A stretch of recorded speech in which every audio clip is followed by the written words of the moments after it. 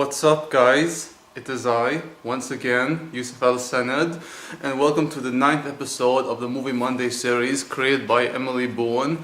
The link for her channel down below is in the description box. She's a really awesome YouTuber and one of my closest friends. And today, guys, I'm going to share with you all my top 5 favorite movies from 2006.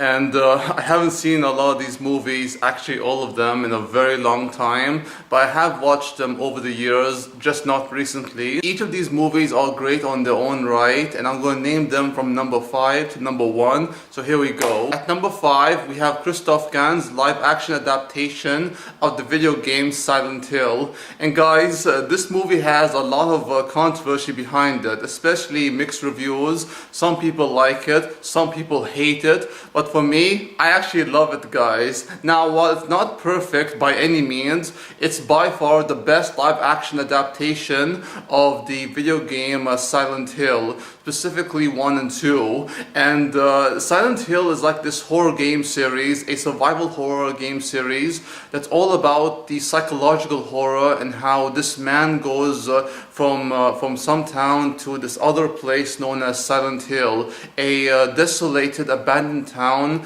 trying to look for his little girl. Now, in that game, Harry Mason was the main character, whereas this movie, it's the main character is played by Radha Mitchell, and she's looking for her daughter Sharon, whereas in the game she was Cheryl.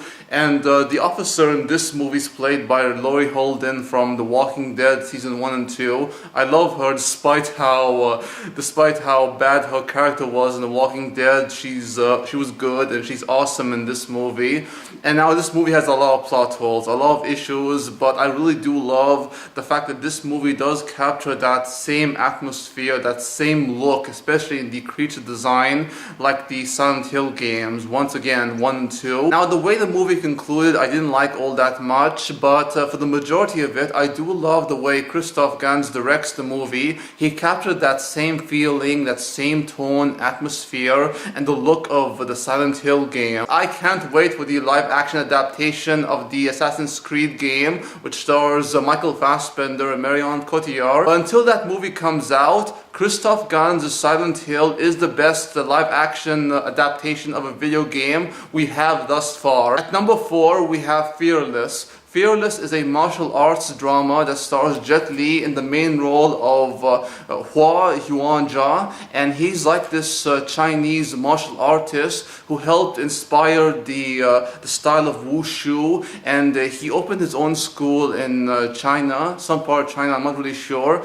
but Jet Li plays this real person, and he is so fantastic, guys. The basic plot follows Jet Li's character Hua Yuanjia as he evolves from this young boy to becoming a martial artist with an attitude and a very cocky nature to committing an act which really destroyed his friendship with his friends and ruined his family and his household, until he comes back to redeem himself and to set things right and to make his father, who has passed away, proud. And Hua Yuanjia is a very complicated man. He's obviously very flawed, but still very complicated. The story of Hua Yuanjia is so inspiring, it's so amazing, guys, and Jet Li is fantastic in this role. I feel safe to say that this is Jet Li's best performance of his entire career. The action scenes are so incredible, guys. Every punch, every kick, it hurts like friggin' hell, and Jet Li is so fantastic once again as this character. I am so inspired by his story. I had no idea what wushu was, but after seeing this movie, I have the utmost respect for those who practice this style of martial arts, and Jet Li really is amazing, guys, trust me. This movie is so underrated, and you have got to watch it for Jet Li's performance for the martial arts style wushu. At number 3, we have Sofia Coppola's Marie Antoinette. And guys, if you don't know, Sofia Coppola is one of my all-time favorite filmmakers slash writers. I absolutely love her movies,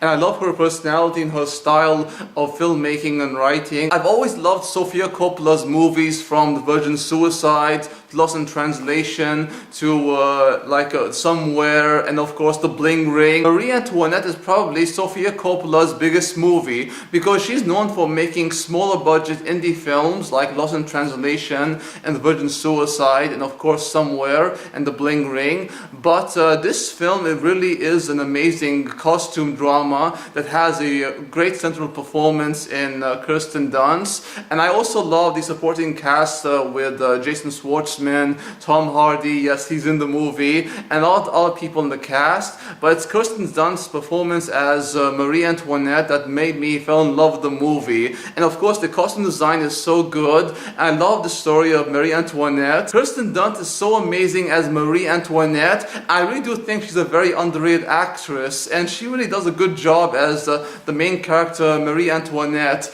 And I hope to learn more about Marie Antoinette as time goes on, because I love French culture. I love France in general. I just love to learn more about French history. I can go on and on about how much I love French culture, the French people, the language. But this movie is the example of why I love French culture, history, and the country itself. And Marie Antoinette, oh man, guys, just like Kirsten Dunst, she stole my heart. At number 2, we have Martin Campbell's Casino Royale. And guys, while Casino Royale is not my favorite James Bond movie, that goes to Skyfall, Sam Mendes' Skyfall, I really do love this film because of how it introduced to us both Daniel Craig and a much more gritty, raw, realistic James Bond. A lot of people have said that this was the most accurate, faithful depiction of the James Bond character, like from Ian Fleming's 007 series. And guys, after seeing this movie, I can see why.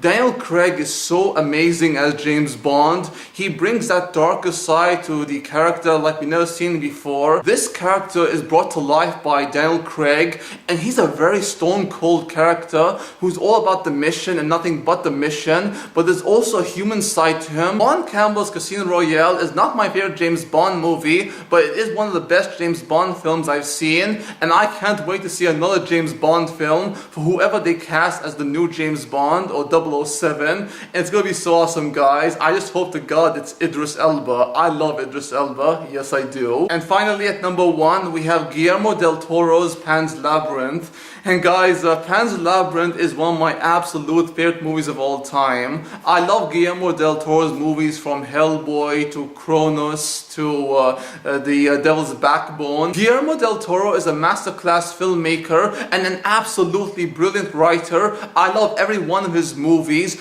This one is my favorite by far. I can watch Pan's Labyrinth again and again and again and always find something I love about it. And it's all because of Guillermo del Toro's writing and direction, the performances of everyone, especially the little girl who plays Ophelia, the cinematography to the story, everything about it, guys. Nothing I say can truly describe how amazing and breathtaking this movie is, but all I will say is Guillermo del Toro's Pan's Labyrinth is a masterpiece, and a timeless masterpiece at that. Well guys, that's the end of the 9th episode in the Movie Monday series created by Emily Boone. Please check our channel out, and also check out the channel of my friend and fellow YouTuber Rachel Wagner. The links for their channel is down below in the description box. And if you enjoyed the video, please like, comment, subscribe if you wish. And if you want to see more from me, then please check out my gaming channel where I do Let's Play series, gaming content, all that kind of good stuff. And until next time guys, peace out, take care, adios amigos, au revoir, and sayonara.